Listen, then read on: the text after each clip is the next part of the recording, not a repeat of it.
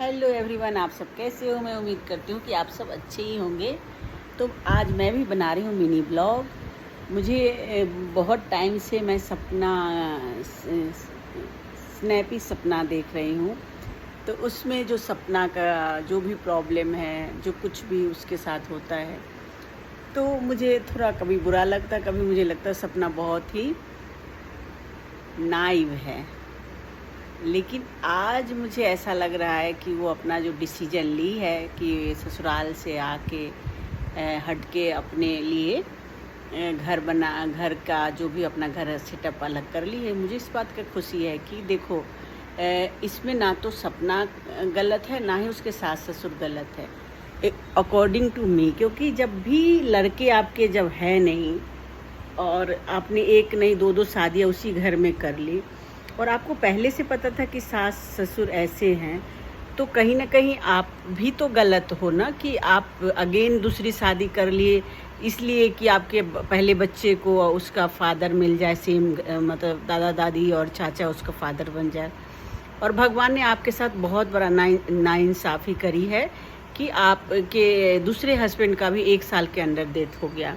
इसी बीच आप प्रेग्नेंट भी हो गई, प्रेग्नेंट होके बच्चे भी एक जन्म लिए और फिर वही वो छोटी बच्ची थी तो उसके पापा का डेथ हो गया। तो आपसे ज़्यादा दुखी तो पृथ्वी पर बहुत कम ही लोग हैं। दुख तो भैया सबको अलग अलग है और किसका एक्सट्रीम है और किसका कम है ये कहना मुश्किल है। पर हो सकता है कि मतलब आप बहुत मतलब टूट गई होंगी, मतलब हो सकता है क्या, मतलब आपसे बड़ा दुखी, मतलब आप जिस तरह से दुख से गुजरे होगे वो आप समझ सकते हो। और जो भी देखा आपको सेकेंड टाइम में जब राजवीर जी का जाने का, तो सब बहुत दुखी हो। मैं भी दुखी हूँ। मैं तभी से आपको एक्चुअली फॉलो भी करने लगी थी। तो वो चीज़ हुआ तो फिर जाके आप फिर 1 साल में जो आपका प्रेगनेंसी हुआ वो मुझे बहुत सरप्राइज़ किया कि आप एक हस्बैंड को भुला के दूसरे हस्बैंड के साथ इतना जल्दी प्रेग्नेंट होना और बच्चे कर लेना।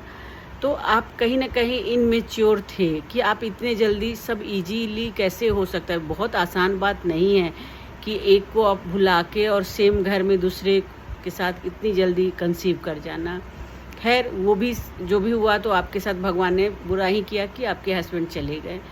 तो अब जो आपकी लाइफ शुरू हुई तो उसमें जो सास ससुर है वो अगर आप उस एज में रहो या उनकी जगह रह के सोच के देखो तो आपको लगेगा कि उनका जो ये डर है आपसे कि मैं इसको पूरा फ्री छोड़ दूंगी तो ये मेरे घर का कब्जा कर लेगी, इसके मायके वाले बहुत आएंगे जाएंगे, तो वो मतलब उनका ज़्यादा दबदबा हो जाएगा, हम कहीं कॉर्नर हो जाएंगे। तो सपना खुद भी बोलती है कि चीज़ें सबके घर में ऐसी होती, ये चीज़ होता है, ये नहीं कि मेरे घर में है आज गलत है कल अच्छा भी हो जाएगा। तो ये जब सब बातें आपको पता है तो फिर आप रो रो के 4 घंटे क्या लोगों को बताते रहते हो। जब जितना भी आपका ब्लॉग हो आप यही तो बताती हो कि ये ऐसे हो गया, वो ऐसे हो गया, चीज़ें बहुत बुरी है, सब मैं बता नहीं सकती, और आप ब्लॉगिंग भी करती हो। तो मुझे लगता है कि सपना को और दूसरा कंटेंट ढूंढना चाहिए, नहीं कि सेम घिसा पिटा सास ससुर का। ये ना तो तुम गलत हो ना तुम्हारे सास ससुर गलत हैं।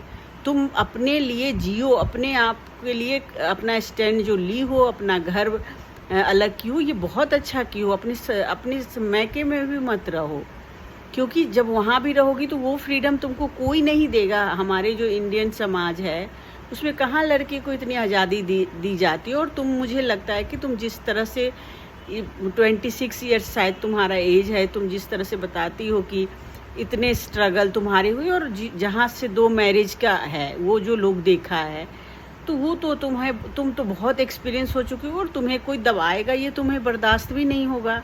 तो इसलिए तुम अपना घर लो, अपने बच्चे अपने हिसाब से तुम वही जी सकती हो, बाकी तुझे कोई नहीं जीने देगा सपना। तो नया कंटेंट दो कि हाँ मैं ऐसे डेवलप कर रही हूँ अपने बच्चों को, ऐसे मैं अपने घर को डेकोरेट कर रही हूँ, ऐसे मैं अपनी लाइफ जी रही हूँ। मुझे है अफसोस अपने घर छोड़ने का या मेरे हस्बैंड खोने का, बट ज़िंदगी वहाँ पे रुक नहीं जाती। तुम बार बार ये लाइन हर ब्लॉग में बोलती हो कि हाँ चीज़ें अच्छी भी हैं बुरी भी हैं, आज ख़राब है तो कल ठीक हो जाएगा। तो वो सब प्रूफ करने के लिए जो तुम अब करी हो कि 1 साल का मुझे लग रहा था तुम वेट कर रही थी कि सूरज जी के राजवीर जी के मरने के बाद का कि 1 साल हो जाएगा तो मैं निकलूँगी। वो तुम्हारा सही डिसीजन है, तुम निकल गई हो और अपने बच्चों के लिए तुम बहुत कुछ कर सकती हो, तुम बहुत ही टैलेंटेड हो।